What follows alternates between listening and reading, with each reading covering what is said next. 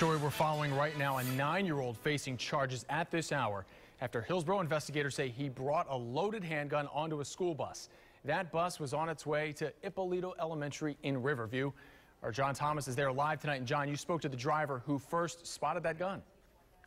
Yeah, I absolutely did. And she said she started becoming suspicious that something was going on as she was listening to the boys' conversation. Two guys sitting right next to her. She hears one of them say, "Hey, I'm never going to mess with you again." So that piques her interest and she starts watching them.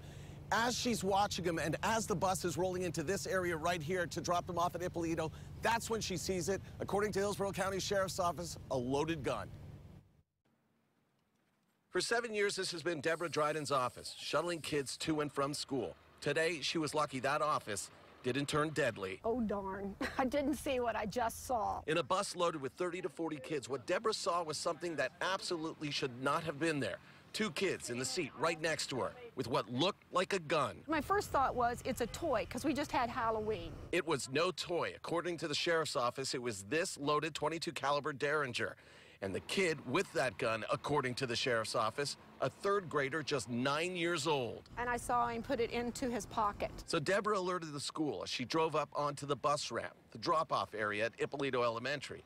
The school called the sheriff's office. Deborah then got everyone else off the bus and held the two boys there until sheriff's deputies arrived. He denied it up until the time that it was taken out of his pocket. He kept saying, "I don't have anything, I don't have anything, I didn't do anything wrong." As far as the school district goes, Deborah did everything right. We're very grateful for the bus driver for being very alert, knowing exactly what's going on a very full bus. For the sheriff's office, it's another reminder to parents. We need to teach our kids when they find a gun or spot somebody with a gun and they know it's not appropriate, they need to immediately get away from that gun and notify an adult. For Deborah, it was just another day at the office, like no other day she has ever had. It makes me feel good that I did the correct thing, ensure everybody's safety on the bus, which is the other students and that student himself too. So I went to the boy's house and I spoke to someone who said she was his grandmother, and she said, you know, he's a good kid. And actually the bus driver said she's never had issues with this guy.